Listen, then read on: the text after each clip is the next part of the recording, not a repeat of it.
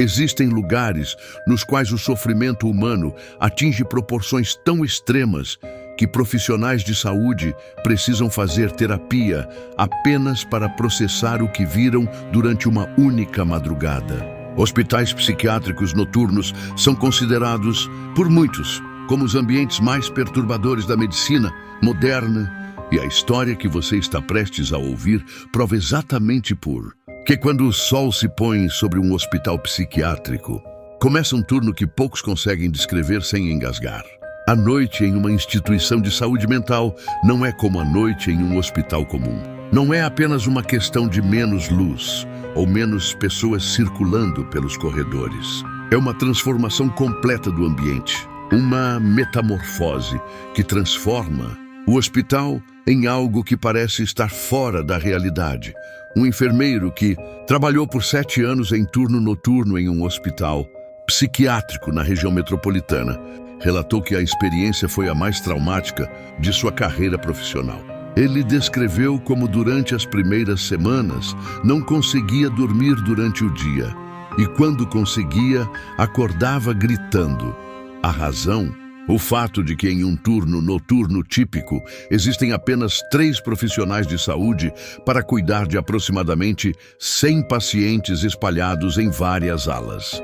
100 pacientes. 3 pessoas. 12 horas. Essas são as proporções que definem o caos controlado de um hospital psiquiátrico noturno.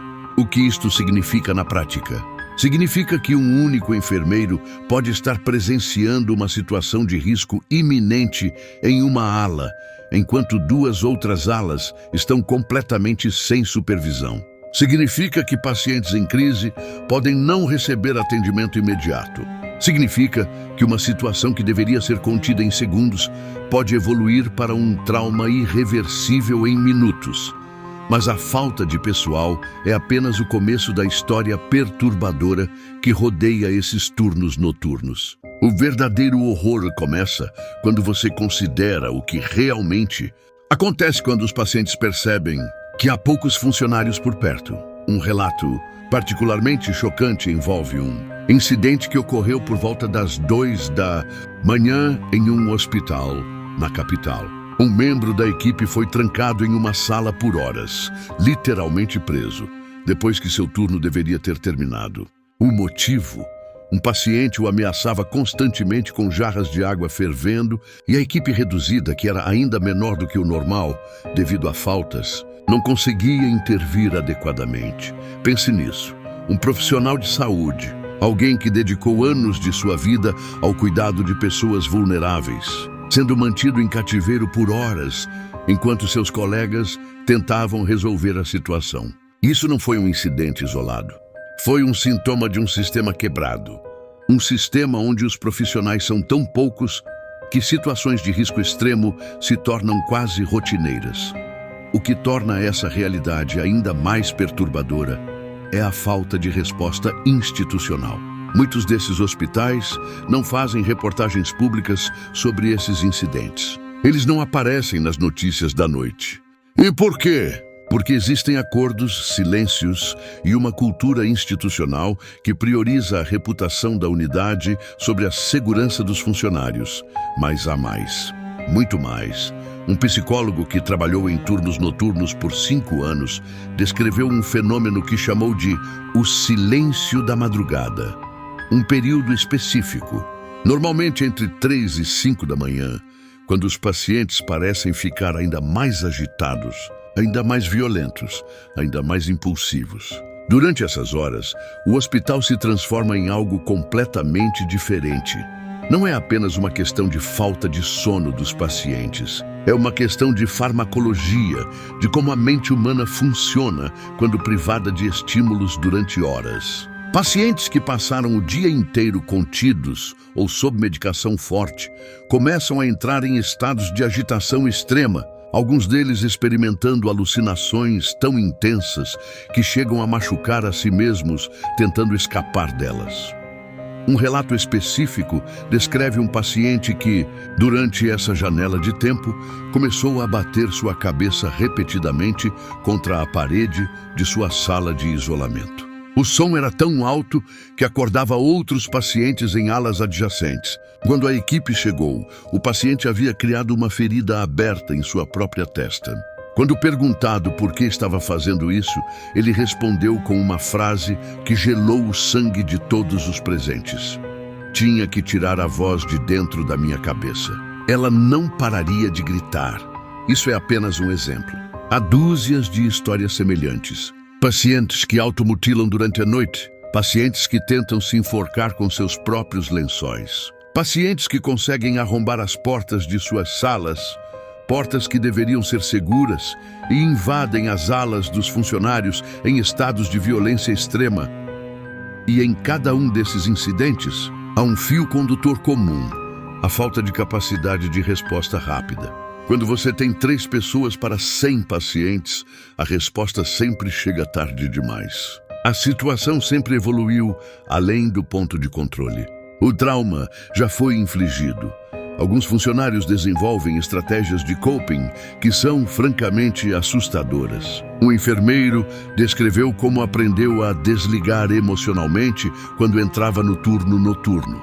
Ele literalmente se trancava em um estado mental, onde os gritos dos pacientes soavam como um zumbido de fundo, algo que não penetrava sua consciência até que ele saía do hospital. Quando finalmente saía do hospital, após 12 horas naquele ambiente, ele passava por um período de aproximadamente 30 minutos, onde vivia em um estado de confusão. Seus olhos ainda viam o hospital. Seus ouvidos ainda ouviam os gritos. Seu corpo ainda estava em modo de alerta máximo. E depois, tudo desaparecia. Ele simplesmente retornava à realidade. Isso é um sintoma clássico de transtorno de estresse pós-traumático, mas em um profissional que estava apenas fazendo seu trabalho, tentando ganhar a vida, tentando ajudar pessoas que necessitavam de ajuda. A pergunta que permeia todos esses relatos é uma pergunta simples, mas devastadora. Por quanto tempo uma pessoa pode continuar trabalhando nessas condições antes de quebrar completamente? A resposta, baseada em dados de hospitais psiquiátricos em todo o país, é não muito tempo. Taxa de rotatividade em hospitais psiquiátricos noturnos ultrapassa 40% ao ano em algumas instituições. Isso significa que praticamente metade da equipe é nova a cada 12 meses. Isso significa treinamento constante. Isso significa que os funcionários nunca desenvolvem uma familiaridade com os pacientes que poderia potencialmente evitar crises. E quando uma equipe inteira é composta por pessoas que estão apenas começando, que ainda estão em processo de aprendizado, que ainda estão processando seus próprios traumas de turno anterior, bem, você tem uma receita para desastre. Um ex-funcionário que trabalhou em 2 hospitais psiquiátricos diferentes, em cidades diferentes, relatou algo surpreendente. Os problemas não eram únicos a uma instituição. Eram sistêmicos, eram estruturais, eram inerentes à forma como esses hospitais funcionavam. Independentemente de qual hospital ele trabalhava, o padrão era o mesmo. Poucos funcionários, muitos pacientes, falta de recursos e, no centro de tudo isso, profissionais de saúde sendo lentamente quebrados pelo sistema. Mas o mais chocante de tudo, esse é apenas o começo da história. Existem histórias que os profissionais de saúde mental nunca conseguem contar completamente. Não porque não querem, mas porque as palavras simplesmente não existem para descrever o nível de horror que presenciaram. O que você está prestes a ler são relatos reais, documentados em fóruns de profissionais de saúde, em depoimentos coletados por pesquisadores e em conversas privadas entre colegas que ainda trabalham nesses turnos noturnos. Prepare-se. Um caso que marcou profundamente uma equipe de enfermagem envolveu uma mulher jovem internada com diagnóstico de transtorno de personalidade limítrofe severo. Durante o dia, ela era relativamente calma, respondendo bem à medicação. Mas quando a noite chegava, algo mudava. Algo dentro dela parecia acordar. Por volta das 3 da manhã, durante uma madrugada que começou como qualquer outra, a paciente começou a fazer algo que os funcionários nunca esquecerão. Ela estava se automutilando de uma forma que desafiava toda a compreensão. Mas não era apenas cortes superficiais. Era algo muito, muito pior. A paciente estava literalmente desgolando sua própria panturrilha, com suas próprias unhas. Unhas que deveriam ter sido cortadas curtas durante a admissão, mas que de alguma forma continuavam crescendo.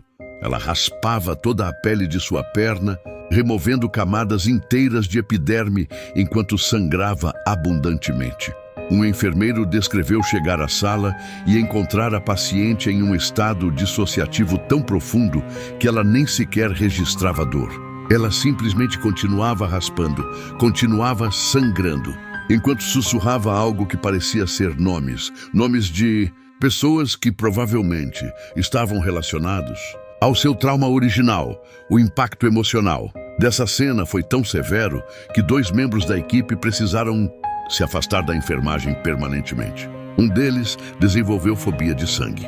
O outro começou a ter ataques de pânico toda a noite, independentemente de estar trabalhando ou não. Mas há um relato ainda mais perturbador que circula entre profissionais de saúde mental. Um relato que é tão extremo que muitos duvidam que seja real, até lerem os registros documentados. Uma mulher foi internada após apresentar sintomas severos de psicose pós-parto. Ela havia tentado fazer algo impensável a seu próprio filho, mas havia sido interrompida a tempo. No hospital, ela estava medicada, contida e sob vigilância constante, pelo menos durante o dia. Durante a noite, especificamente em um turno onde havia apenas 2 enfermeiros cuidando de uma ala inteira, algo extraordinariamente perturbador aconteceu. Talvez a medicação tenha falhado. Talvez a paciente tenha encontrado uma maneira de esconder seus medicamentos. Talvez a psicose simplesmente tenha superado os fármacos. Ninguém tem certeza. O que todos sabem é que em algum ponto da madrugada, essa mulher, essa mãe que deveria estar recebendo cuidado e compaixão, atacou seu próprio rosto com as mãos nuas. Mas não foi um ataque simples. Ela literalmente arranhou ambos os seus olhos com as unhas, tentando remover os olhos de suas órbitas. Quando a equipe chegou, e eles demoraram vários minutos, porque havia apenas 2 deles, e a grita começou em uma ala, enquanto eles estavam ocupados em outra. Encontraram uma cena que imediatamente causou um infarto em um dos enfermeiros. Um enfermeiro jovem teve que ser imediatamente tratado enquanto a paciente, agora cega ou com visão severamente prejudicada, continuava gritando. Os detalhes do que aconteceu depois são vagos, possivelmente porque a instituição teve interesse em não documentar completamente o incidente. Mas o que se sabe é que essa mulher precisou de múltiplas cirurgias oftalmológicas. Ela pode nunca recuperar sua visão completamente. E um jovem enfermeiro sofreu um infarto aos 28 anos de idade. Enquanto você processa isso, considere o seguinte: em muitos hospitais psiquiátricos, situações como essa não resultam em investigação externa. Elas são tratadas como incidentes. São documentadas em relatórios internos. Então, elas são esquecidas, enterradas sob montanhas de protocolos e procedimentos que ninguém realmente segue. Há outro relato que circula em grupos de profissionais de saúde mental, que é tão extremo que parece ficção, mas foi documentado em múltiplas fontes, incluindo depoimentos jurídicos. Um homem internado com diagnóstico de transtorno de personalidade antissocial severo, combinado com esquizofrenia desorganizada, desenvolveu um comportamento extremamente perturbador durante os turnos noturnos. Ele tinha vozes que, de acordo com seu próprio relato, o instruíam a machucar a si mesmo porque era a vontade do demônio. Durante semanas, esse padrão continuou. O paciente se automutilava, gritava durante a noite, assustava outros pacientes. Mas depois, o comportamento evoluiu para algo muito mais extremo. O paciente começou a morder a si mesmo e arrancar grandes pedaços de carne dos seus próprios membros. Não pequenos ferimentos, pedaços significativos de tecido muscular. E disto é a parte que deixa os profissionais completamente sem palavras. Ele mastigava e engolia o próprio tecido. Um psiquiatra que entrevistou o paciente depois desses episódios relatou que, quando perguntado por que estava fazendo isso, o paciente respondeu que as vozes o instruíam a consumir a maldade dentro de si e que tinha que continuar, até que se sentisse limpo. Equipe de enfermagem descreveu que esse paciente precisava estar sob contenção permanente, praticamente 24 horas por dia. Mesmo com contenção, ele conseguia de alguma forma encontrar maneiras de se machucar. Ele mordia os próprios pulsos até sangrar. Ele batia sua cabeça contra o colchão até criar hematomas. E aqui está o aspecto mais perturbador de toda essa situação. Essa contenção permanente durou 3 semanas. Durante esses 21 dias, múltiplos membros da equipe relataram vômito regular, insônia severa e, em alguns casos, transtorno de estresse pós-traumático tão grave que precisaram se afastar da profissão permanentemente. Um enfermeiro que trabalhou com esse paciente durante a noite descreveu que chegava em casa, tomava um banho quente por 1h30 e mesmo assim sentia que não conseguia se livrar do que havia visto. Ele relatou estar tendo pesadelos de ser atacado pelos mesmos demônios que assustavam o paciente. Investigações subsequentes revelaram que o hospital não havia relatado adequadamente a natureza dessa situação aos órgãos reguladores. O paciente continuou recebendo cuidado inadequado por semanas após esses incidentes. E a equipe de enfermagem continuou traumatizada, sem apoio psicológico apropriado. Há um fio condutor comum em todos esses relatos: a negligência sistêmica, a negligência de proteger os funcionários, a negligência de prevenir incidentes, a negligência de reportar adequadamente o que está acontecendo.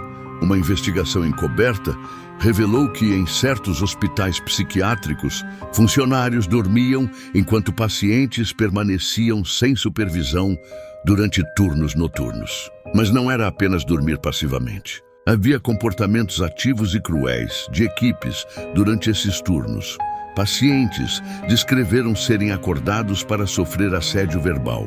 Alguns relataram serem tocados de formas inadequadas enquanto dormiam. Outros descreveram situações de completa negligência, onde chamados por ajuda foram ignorados por horas. E a pergunta que fica é: se isso está acontecendo em hospitais com supervisão, em países com sistemas de saúde mais robustos, o que está realmente acontecendo em hospitais, em regiões onde a fiscalização é menos rigorosa?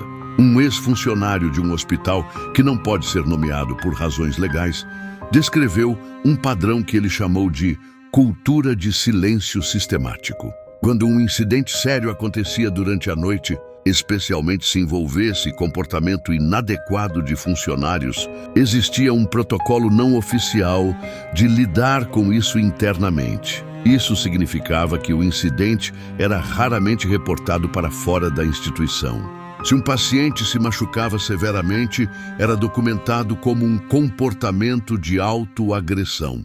Se um funcionário era negligente ou abusivo, era simplesmente transferido para outro turno ou para outra unidade.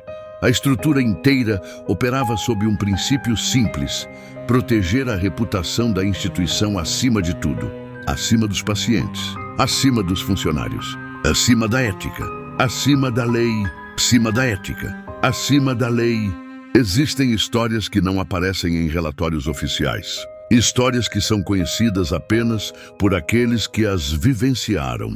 Histórias que definem o limite do que a mente humana pode suportar antes de quebrar completamente. O que você está prestes a ler descreve momentos onde o sistema de saúde mental não apenas falha, ele colapsa totalmente, deixando profissionais e pacientes em estados de trauma absoluto.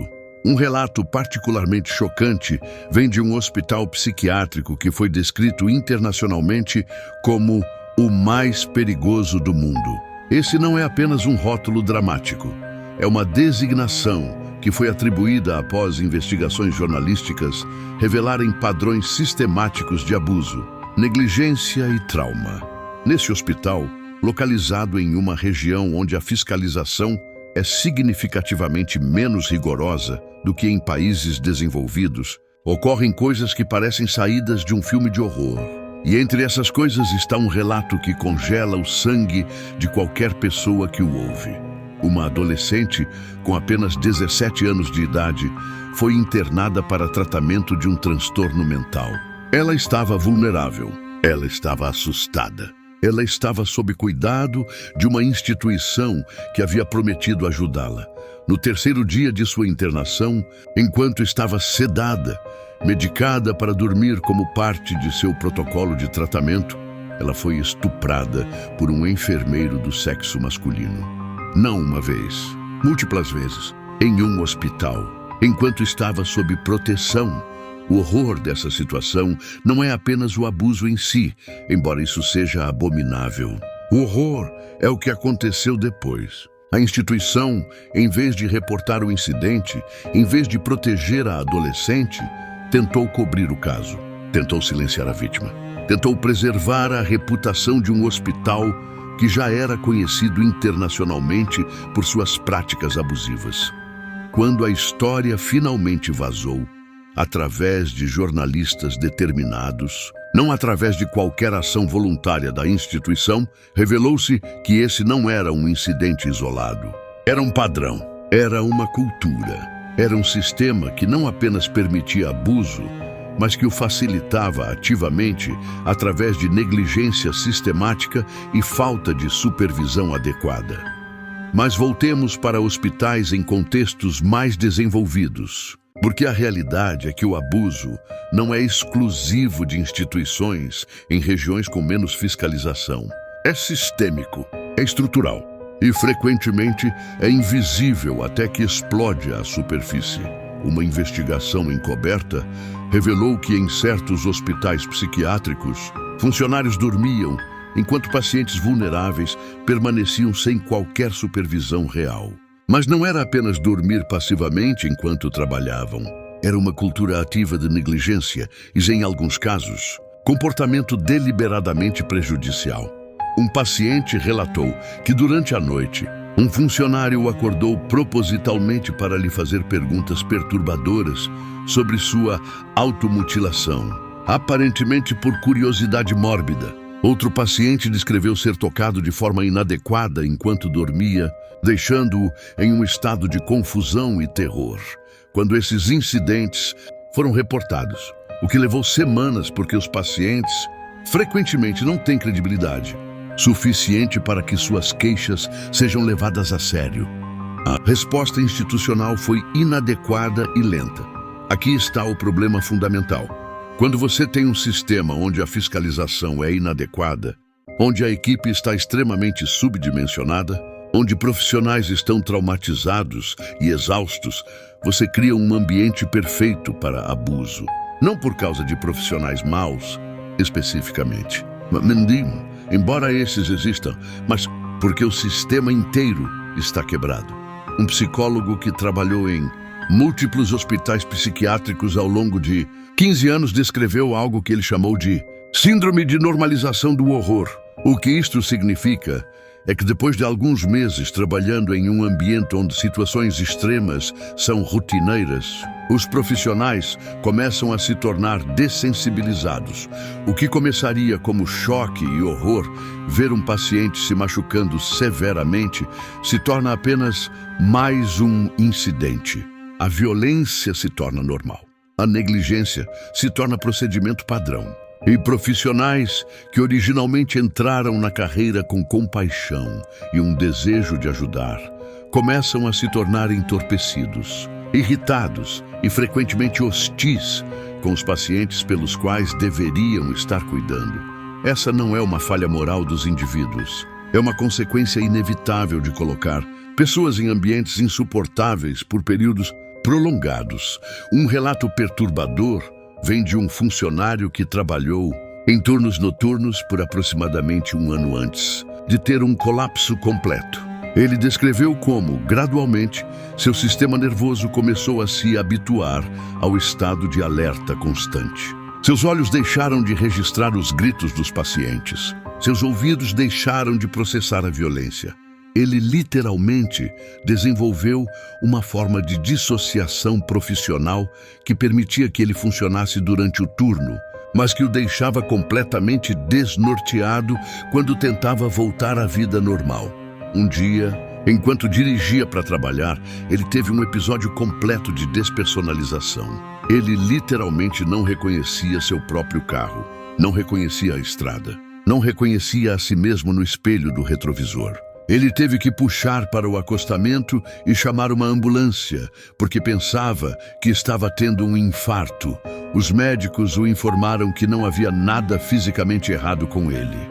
O que ele estava experimentando era um transtorno de estresse pós-traumático agudo, combinado com despersonalização crônica. Essencialmente, sua mente havia se desconectado de seu corpo como forma de proteção contra o trauma contínuo que ele estava experimentando.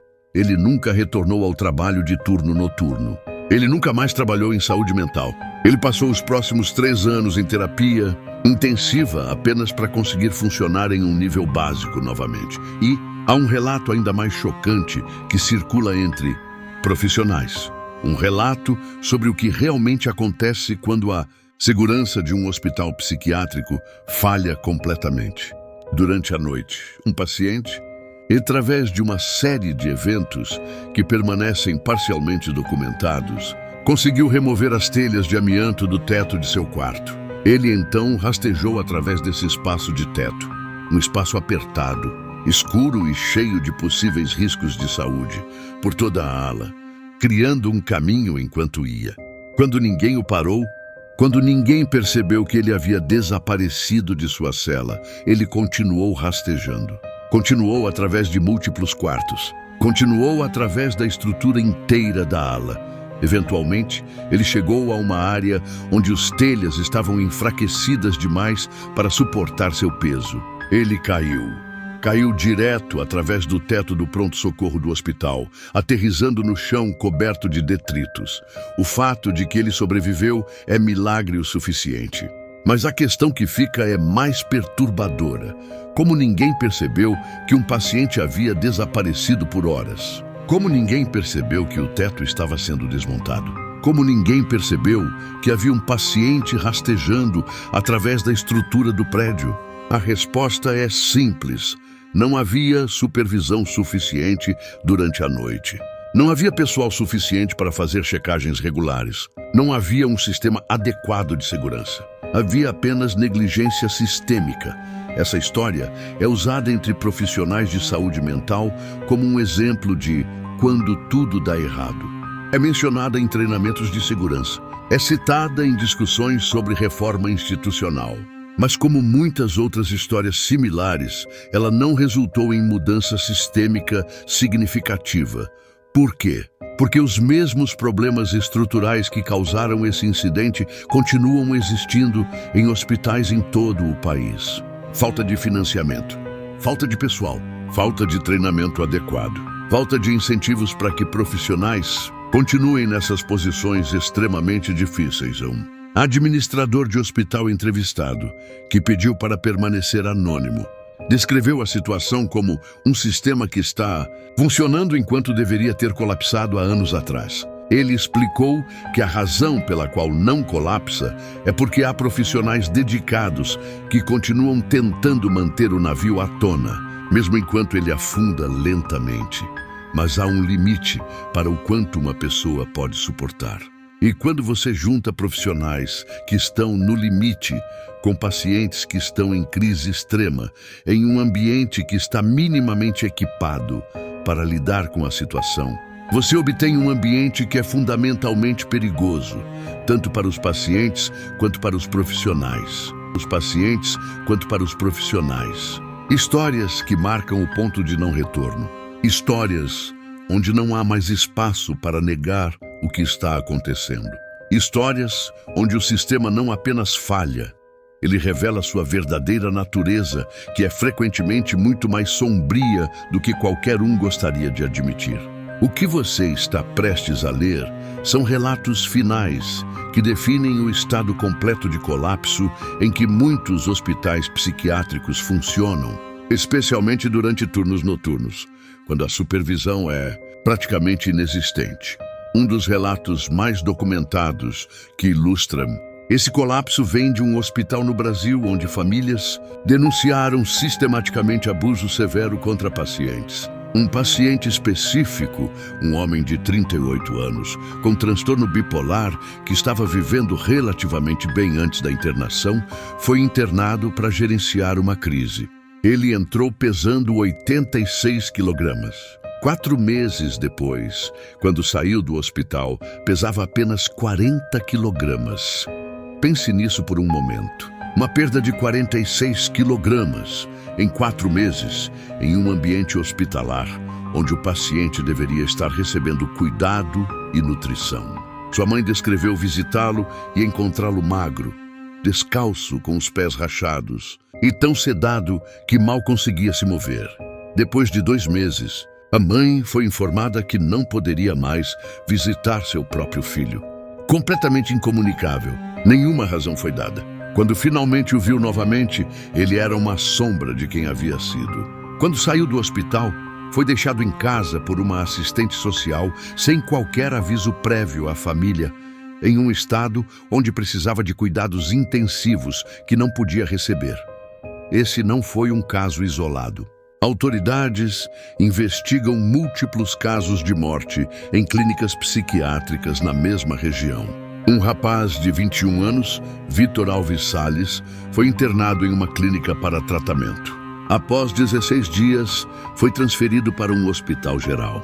Quando sua mãe o viu, ele estava morto. Seu corpo apresentava sinais óbvios de trauma severo: olhos roxos, braços roxos, dentes quebrados e trauma severo nas partes íntimas. A clínica informou que ele havia morrido de pneumonia. Ninguém foi responsabilizado. 6 anos depois, a família ainda busca respostas. Um terceiro caso envolveu um rapaz de 19 anos, André de Souza, que foi levado a um hospital com sinais visíveis de abuso sexual. Seu pai o encontrou em pé, sem roupa, com a camisa e o calção removidos, claramente em agonia. Quando reportou às autoridades, foi informado que o jovem tinha apenas hemorroidas. Essas não são histórias de negligência passiva. Essas são histórias de violência ativa, de abuso, de um sistema que não apenas falha em proteger pacientes vulneráveis, que as ativamente prejudica enquanto nega responsabilidade. Mas talvez o relato mais devastador de todos vem de um investigador de direitos humanos, que passou 3 anos documentando abusos em um hospital psiquiátrico na América Central. O que ele encontrou foi tão chocante que levou o grupo de direitos humanos que o empregava a classificar a instituição como a instalação mais perigosa que nossos investigadores já viram em qualquer lugar nas Américas. Imagine ser um investigador de direitos humanos. Você passaria sua carreira visitando instituições problemáticas. Você teria visto muitas coisas ruins. E mesmo assim, esse hospital foi classificado como o pior. O relato descreveu pacientes que não recebiam cuidados médicos. Pacientes expostos a doenças graves e contagiosas. Quartos de isolamento com cerca de 2 metros quadrados, onde pacientes eram mantidos por horas ou dias. Pisos cobertos com fezes humanas. Homens e mulheres sendo mantidos em condições que seriam ilegais para animais.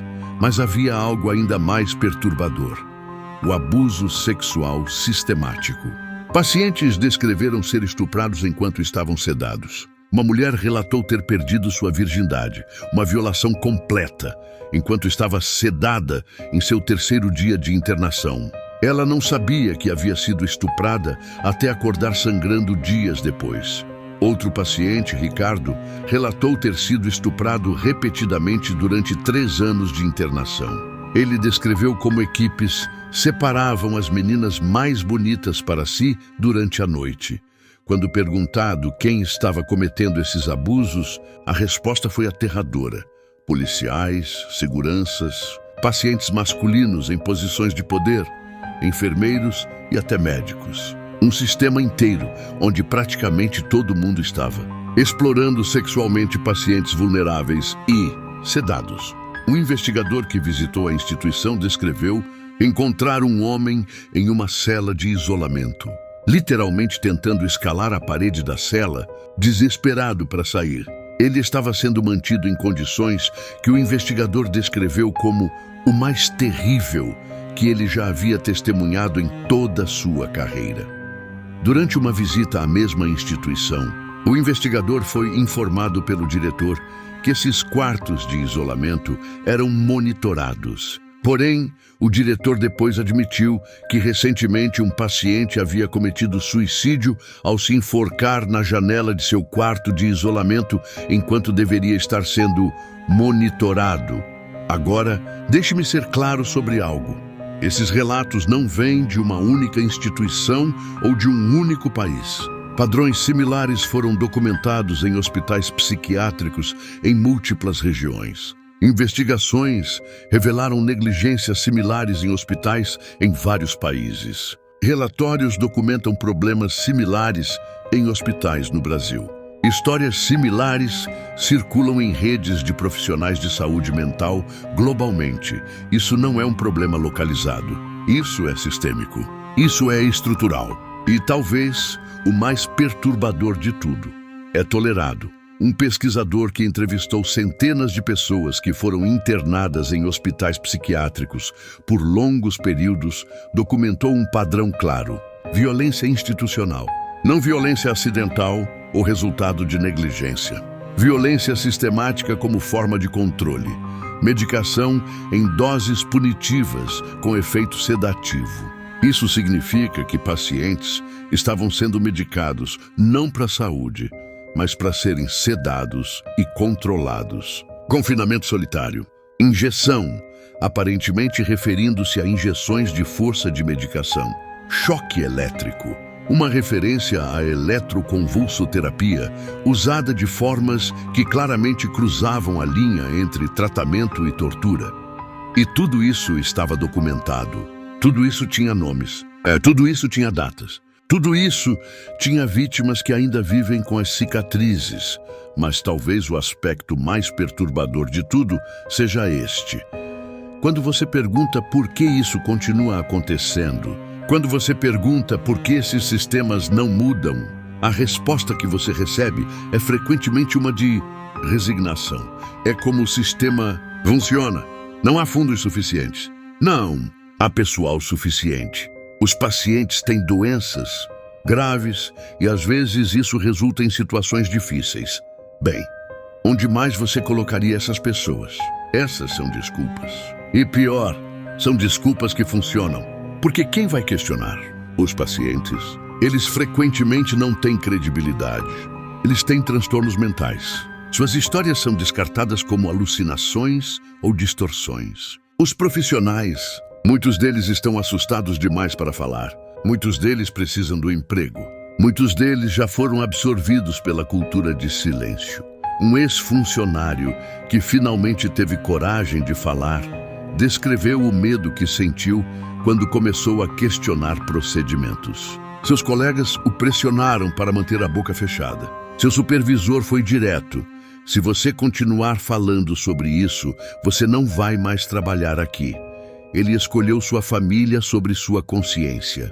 Milhões de profissionais fazem a mesma escolha todos os dias em instituições em todo o mundo.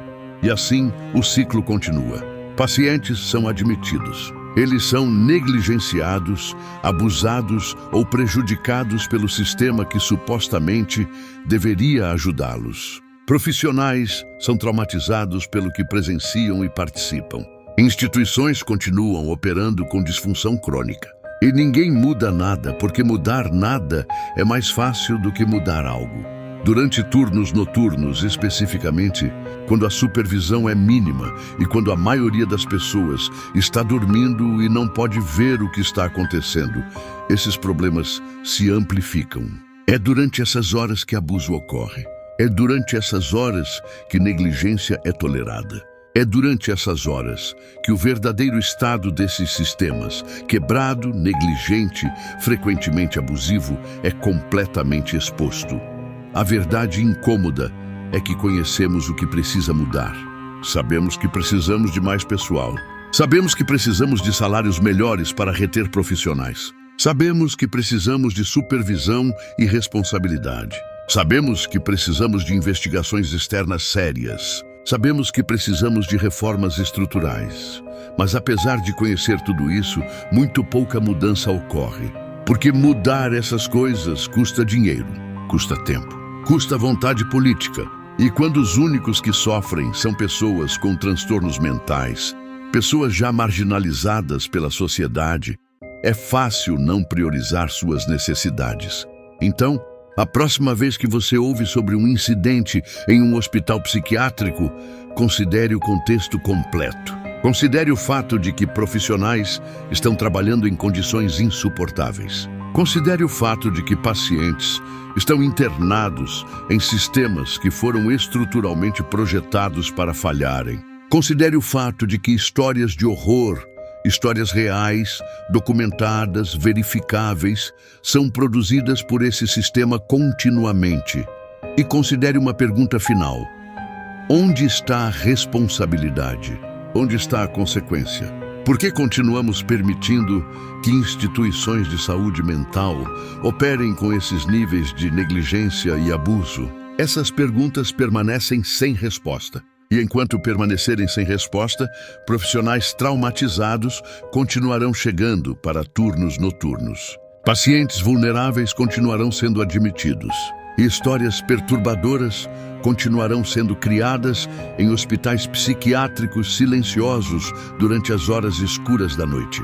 Durante as horas escuras da noite.